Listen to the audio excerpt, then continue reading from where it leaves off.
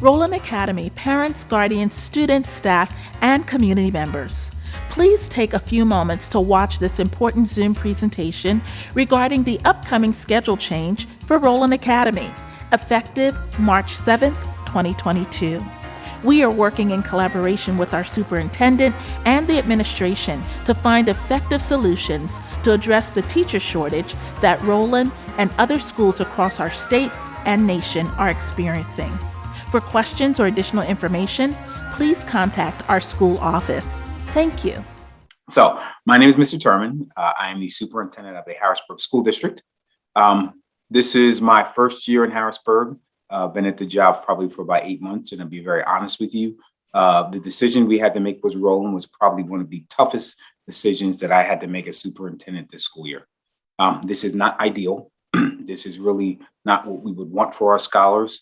But as Mrs. Slaughter goes through her presentation, it was something that was much needed in order for us to make sure we can get through the year with the amount of vacancies that have occurred at Rowland Academy over the past few months. So the only thing I'll say before I turn it over to Mrs. Slaughter is I know the timing of getting the information out may not be ideal, but from a district standpoint and from my standpoint, I wanted to make sure we had every detail finalized and done so that when we start in March, everything has been covered. So it did take a long time to put this plan together, which is why it took time for us to get this out to the community. But at this point in time, we feel very confident that every detail that we needed to hash out and to be able to get an answer for is done. And at this point in time, we feel comfortable talking to the community about it and moving forward to get through the rest of the school year. All right, so thank you, and I will turn it over to Mrs. Slaughter. Thank you, Mr. Turman, and thank you for district level support being here this evening to potentially address any questions that I am unable to as we've all worked together for this restructuring plan for Rowland. So welcome and thank you for honoring us with your time this evening. I'm going to take some time to go through the restructuring plan, especially around the rationale of why we came to this, some of the things that we put in place, some of the considerations, and share an example of this, what the schedules will look like for our scholars. So if we can go to the next slide, please. First slide, thank you. So really wanting to start with the rationale behind why. It's no secret that we have a national teacher shortage. This is not something that is specific to Rowland or specific to the Harrisburg School District. It is really something that in anticipation of knowing that we were going to have an upcoming shortage, trying to be proactive to be able to present and continue instruction and education for our scholars. So essentially, we really want to point out around our rationale that the shortages can really negatively impact our teacher-scholar relationship, the climate of the school, families, and the community, and then that the situation at Rowland is outlined specifically for us, again, in anticipation. So currently we have 11 vacancies or open positions at Rowland at various grade levels. And by the end of March 2022, we'll have a total of 16 vacancies at Rowland. This year, it's no secret that we face an unprecedented infection rate of COVID-19, which has not only impacted our families, but has greatly impacted our staff's daily attendance. We also know that we've had unpredictable absenteeism of scholars due to a number of COVID circumstances, which has caused them to be disengaged from consistent instruction in our building. Next slide. So the other piece that we want to really be able to do is support regular scholar attendance. That has been a little bit of a challenge for us this year, as I have mentioned, especially to the unprecedented things that we've been dealing with COVID. We've been able to work in collaboration with the superintendent and the administration of the Harrisburg School District in order to find effective solutions in order to address our teacher and staffing challenges. Many scholars with our current model of instruction are receiving limited services for ESL and learning supports because of the lack of personnel and substitutes needed to cover classes. And then most importantly, all of this is really under that we cannot have academic success if we continue with our current model. So some of the benefits of us being able to restructure, and as Mr. Turman said, it really took a long time to ensure that we try to think of as many things as possible to address some of the things that we would be facing. First and foremost, it will continue to provide full-time in-person support for all of our scholars. It will be able to rotate our scholars in classes that will maximize their instruction and engagement by including a humanities teacher within the grade level rotation. That's a little different. It supports the intended services for our ESL scholars and our learning support teachers. Definitely allows for more fidelity of implementation for social emotional learning. Reading, writing, and math will be key areas that we will focus under this new restructured plan. And then it provides a double block of reading and writing with intervention. Again, a focus that we're going to really key in on. For math, a double block that will focus on our scholars' conceptual understanding the basic applications of math, also with interventions. And then instruction will also include intervention for both academics and social emotional learning. Next slide. So one of the other benefits is including additional time for teachers to collaborate and plan to meet the specific academic and social emotional learning needs of our scholars. One of the challenges with a lot of the coverages and class things they have to do, we don't necessarily have time to meet for professional learning communities for them to have these opportunities. We've also allowed teacher input to meet the scheduling needs of scholars. So they've been able to take all of our scholars, look at where they are, where their needs meet best, and decide class lists for them. It also includes an option for parents and guardians to enroll their scholars in an after-school program that will also provide scholars with an opportunity to engage in extracurricular activities, which is our enrichment clubs and after school. So we do understand that this may present a bit of a challenge with changing the end time of our scholar day. And so being able to offer this opportunity after school, we're hoping we'll be able to support some of that. This also allows our scholars to receive instruction from content certified teachers every period. With having 16 teachers from various grade levels and certifications, we really had to prioritize and look at all of our remaining teachers and ensure that our scholars were getting highly qualified or certified teachers in every subject area across all grades. And then it allows for us to continue to recruit teachers and hire teachers with support of transitioning into a new position. It can be challenging coming into a new position at this time of year. And so this structure will also allow us to be able to support new teachers. And we are continuing to look for and interview for open positions. So now I'm going to share a little bit of what a schedule will look like. I will say that for the time that we have, because I really want to ensure that we can get to questions, what is in front of you is our 5th grade scholar and teacher schedule. And I know that this was also shared in the Q&A. So I'm just going to give a few moments to look at it. I do want to be sure to share the 7th and 8th grade 6th, 7th, and 8th grade schedule because that was not included in the Q&A. So some of the things that I want to bring your attention to as you're looking at the schedule is the periods. They have shifted now. Our scholars were having 4 core classes of English, math, social studies, and science each day. And now that's going to shift to 6 core classes and 1 humanities class. And when I say humanities, I'm speaking art, PE, and STEM and multimedia. And so those are our humanities classes. The core classes will still be math, science, social studies, and English language arts with the 2 additional classes of a math intervention and a reading intervention. I also want to call your attention to the fourth period. As you noted there, one of the things that will happen in the new schedule is that lunch will now be included into one of the class periods. So scholars will have the opportunity to grab their lunch and continue with their lesson while they're in class. And so we've extended 2 class periods in order to be able to support a lunchtime and a snack time.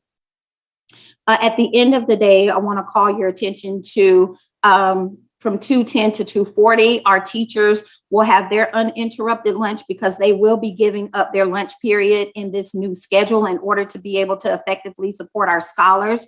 And so at the end of the school day, once scholars have left the campus, teachers will then have their lunch period. And then from 2:40 to 3:30, we'll be able to offer extracurricular activities and supports for any of our scholars who register for those programs. I'll just pause here. We can go to 6th, 7th, and 8th grade. Again, this is an example schedule. It's just a little more broken down for 6th, 7th, and 8th grade. The class periods are still the same in terms of periods 1 through 7. The additional time for period 4 to build in that lunchtime for scholars is still the same for 6th, 7th, and 8th grade. The only difference here is their classes are broken down into periods because of teachers teaching very specific courses. And in 5th grade, teachers teach multiple courses because of certification. So that's one of the differences that you see here.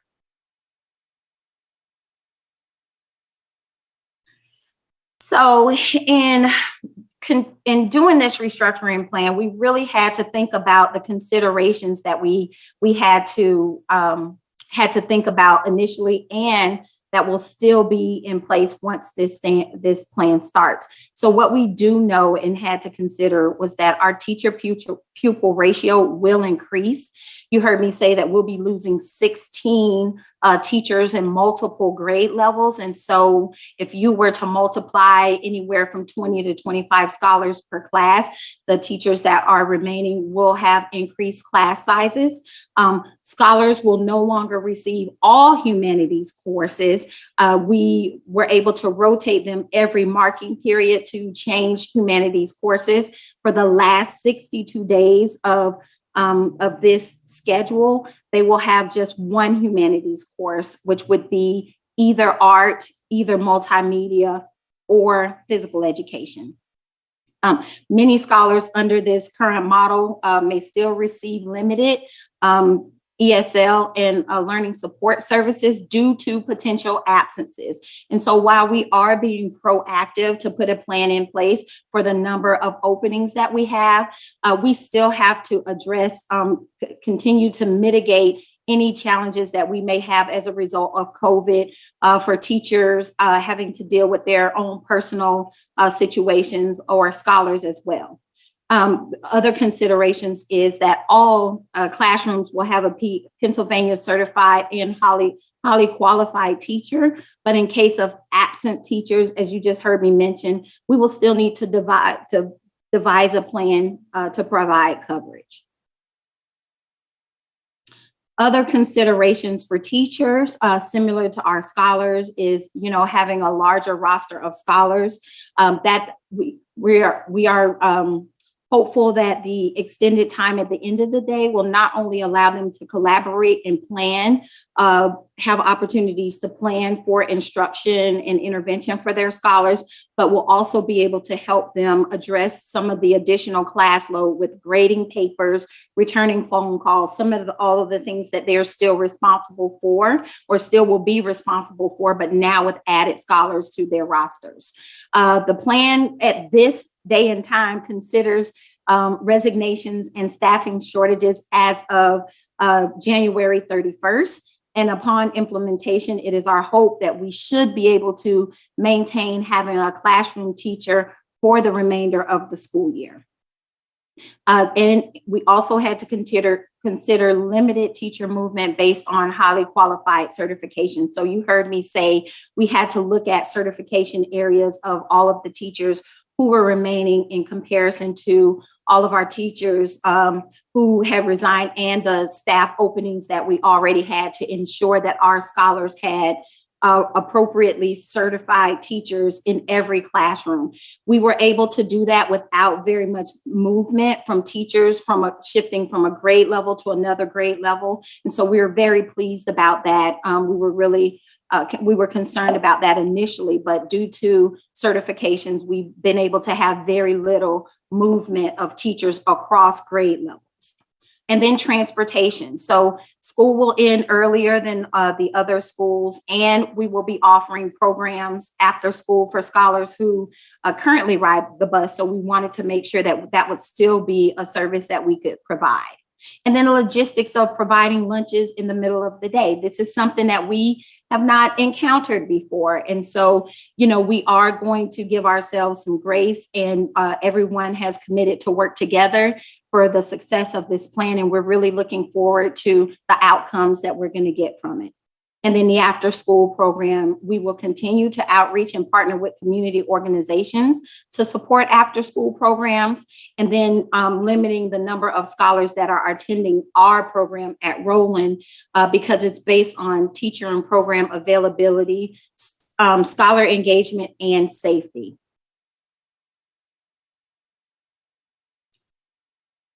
So I know that I went through that really quickly, but as I said, we really wanted to make sure we had the opportunity for questions so that we can open up the floor now for any questions that you please feel free to put them in the chat. And if there's anything you want me to repeat from the presentation, please let me know. Good evening, Principal Slaughter. One of the questions that have come up are the kids going to school tomorrow? Well, that is a great question. That is a Mr. Turman question.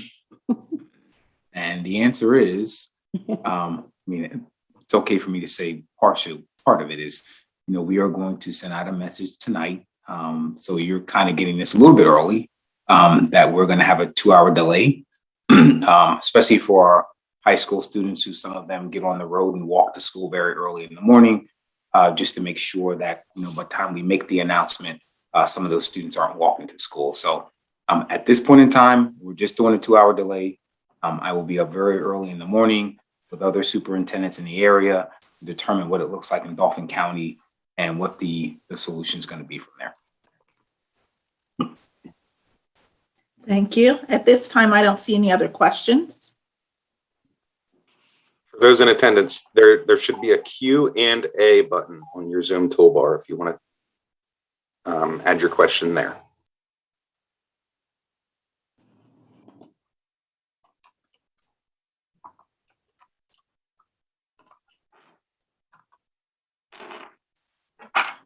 Which after-school programs can parents and students participate in?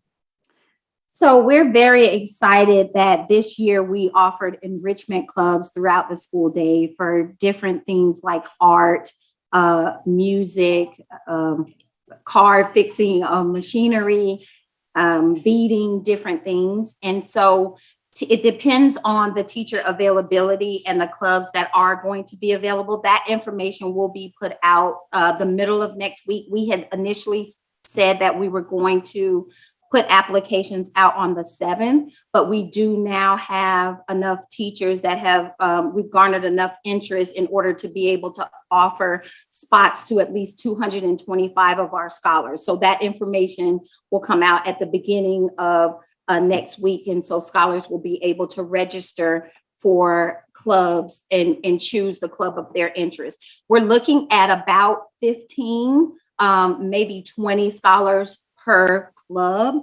So there'll be various options to offer. What I will say is starting off, we are going to ask that scholars will only participate in one club. Once we get up and running again, because this is new for us, then we'll be able to allow them to change clubs ever so often, a few weeks, so they can get an opportunity to experience something different. But at least for the first few weeks, they will be assigned to one club for after school time. I believe there's another question, Ms. Keys.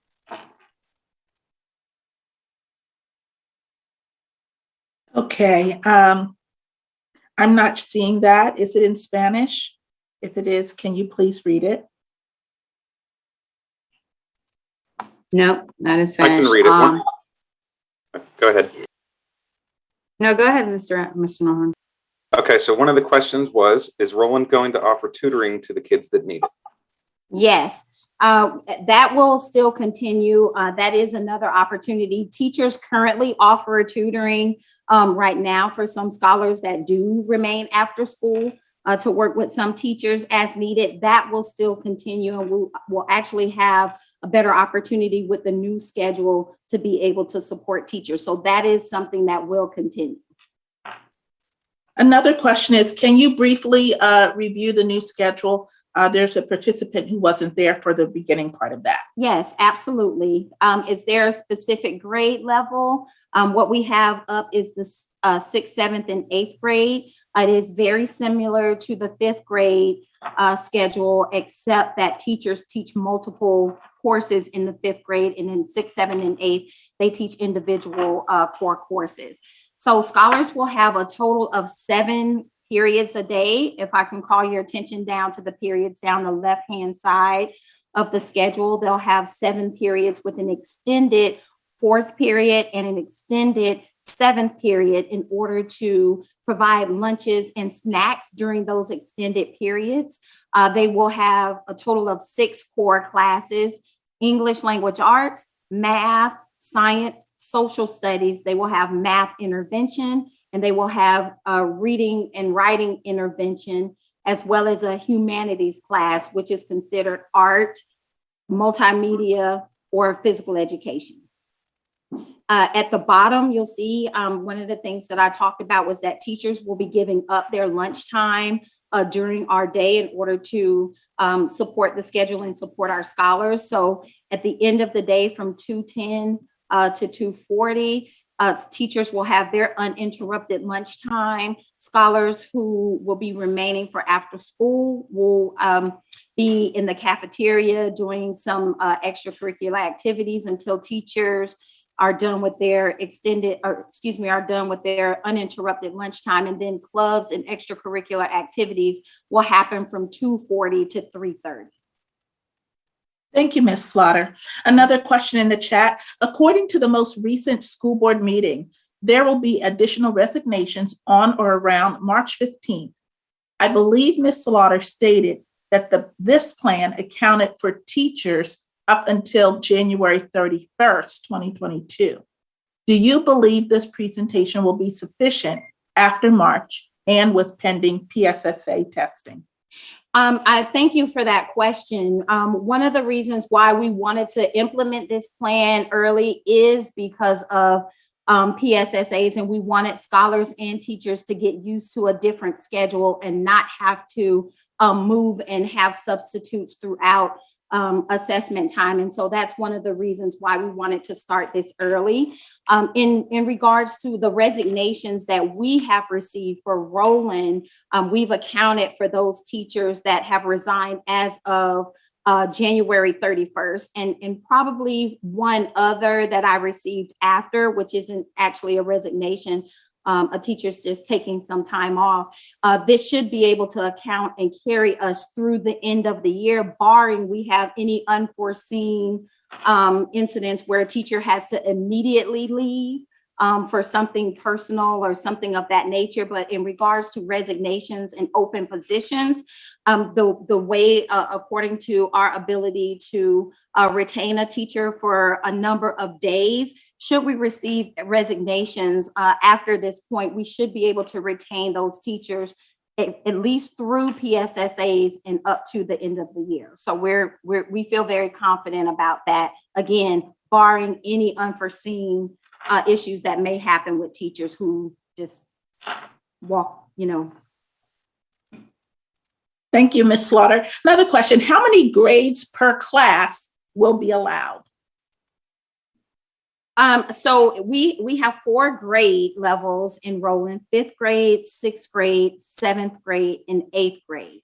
And so if we're thinking in regards to class size, we will have approximately anywhere from 22 up to 30 scholars in a class. That may differ because we have a different number of scholars at each grade level.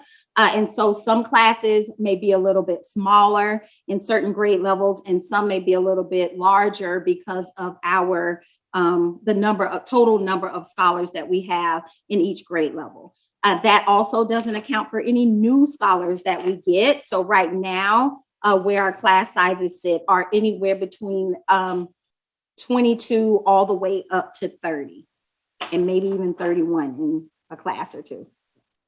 Thank you. As we prepare to close out here, another question is, will students be allowed to go virtual? And maybe explain maybe what options might be available for a parent who wants to go virtual with their student.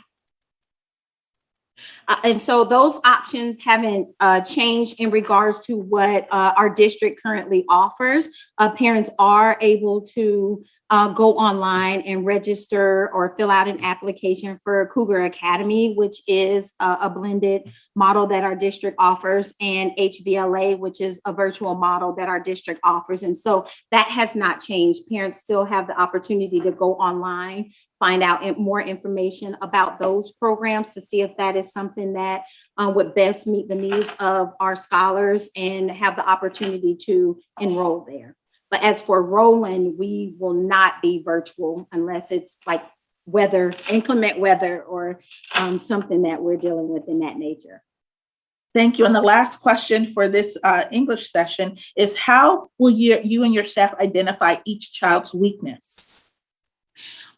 Thank you for that question. One of the challenges and what I'm excited about is this opportunity to be able to offer math intervention and reading intervention, which is sometimes a challenge when you look across middle schools in the nation, just because of the way the scheduling is. Throughout those courses, those are areas that are specific around reading skills and math skills. What we'll be able to do is really spend some time in there with doing progress monitoring for our scholars. We're looking to do this at least bi-weekly in order to assess them, to see how they're responding to the intervention, and to see if we need to change something, and to see if we are giving them the right strategies for the right scholars at the right time. And so this really does give us more of an opportunity to do this, whereas previously teachers were able to do this just holistically as a class and address individual scholar needs within a class period. That will still occur, but now with the added bonus of having a math intervention and a reading intervention, where we will really be able to key in and focus specifically on individual scholar skills.